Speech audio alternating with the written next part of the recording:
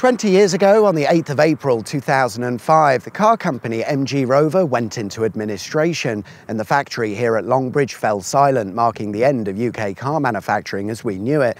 But the writing had been on the wall for decades, and the demise of this once huge factory begins long before 2005, with various company buyouts, nationalisation, poor decisions, worker strikes and dodgy directors taking all of the money. Frankly, it's amazing it lasted as long as it did. However, rather than focus on the doom and gloom of the UK automotive industry and the complicated history surrounding the Longbridge factory, because I don't understand any of that, I thought we'd take a look at what's left of what would have once been a huge industrial complex that's produced some of the country's favourite cars. Not that one. The Longbridge factory was first set up in 1905 and therefore has a long and varied history. However, these days most of it has been demolished and replaced by housing. But it's not all gone, so what do you say we go for a little explore of what's left of the Longbridge factory, where 25,000 people spent their working years.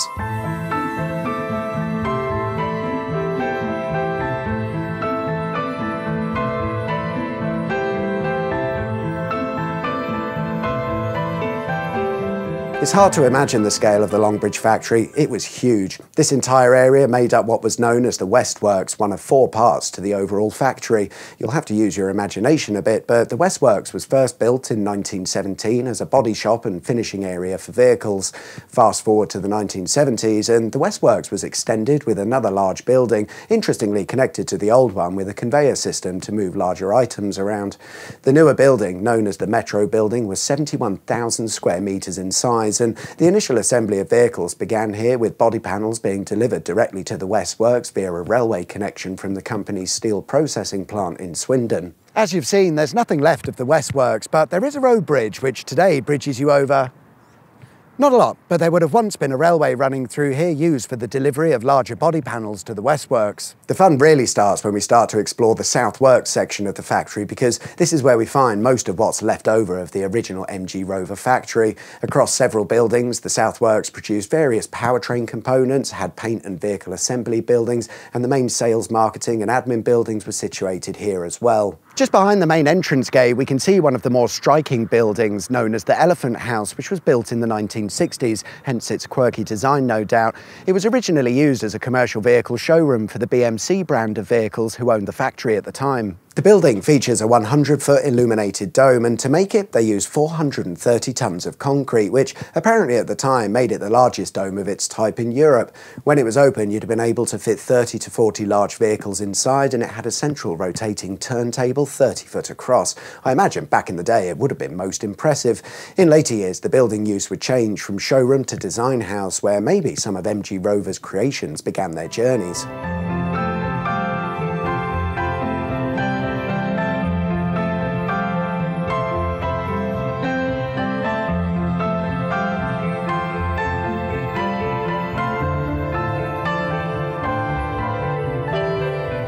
Next to the Elephant House is an interesting building, because it would seem that in more recent times half of it has been demolished. What we see today was the main sales and marketing department, and the missing part of the building was some sort of technical research building. But the sales building is magnificent. It's an Art Deco style building, and it's one of the oldest buildings on the site, having been built when the factory was run by the Austin Motor Company, who you could say were responsible for Longbridge becoming the huge factory that it is, or was. Behind that is a large building with a connecting bridge, and this, with a few other building remains, are what's left of the main car assembly building. This was car assembly building 1 of 2, and it would have received completed vehicle chassis for further assembly.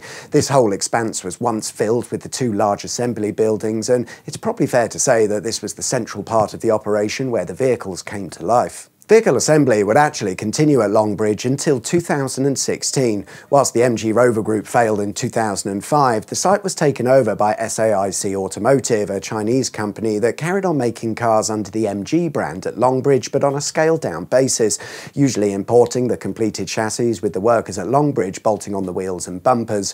At this point, Longbridge had no paint shops or proper assembly plants, but it didn't matter when most of the cars were being pre-built overseas, and as of 2016, 1918, the whole car was being built overseas, with production at Longbridge coming to an end. It was a good effort, though. Over 110 years of vehicle production is to be commended. Sure, the business side of things were always a little bit questionable, but none of it would have been possible without the 25,000 factory floor workers, the engineers, the canteen and cleaning staff, basically the normal people who turned up every day. Were you one of those people? Let us know in the comments, because we'd love to hear your stories.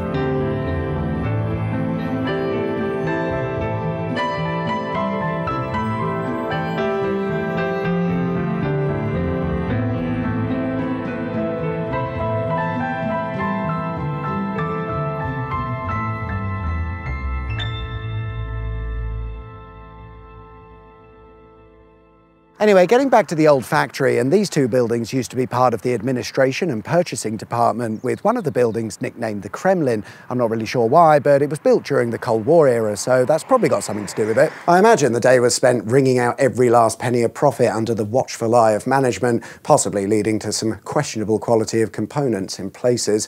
Interestingly, along with the sales building, the Kremlin building is one of the oldest surviving buildings on the site, having been built way back in 1948.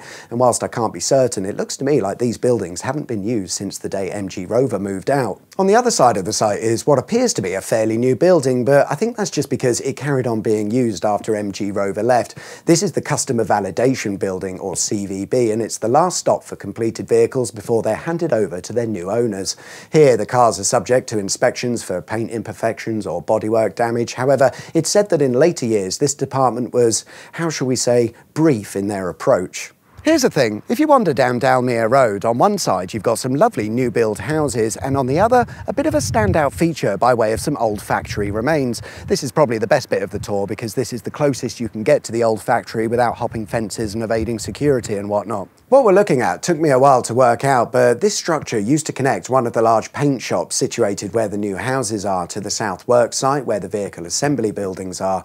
Whilst the site layout and use has changed over its decades of operation, I think the general idea was for the body panels to arrive via rail at the West Works site where they were all screwed together, then sent via conveyor to the paintworks site where our new houses are, before being transferred over to the assembly buildings for everything else to be bolted on. As you walk along Dalmere Road, you might notice what appears to be a bricked-up tunnel entrance, but it's actually a bricked-up tunnel entrance. The South Works site was built on what used to be a hill before it was flattened, and this allowed for the construction and installation of a myriad of tunnels underneath the site, and these have had different uses over the years depending on where we are in history. Today, most of the tunnels have been filled in, flooded, or completely removed, with what's left of them being used for storage.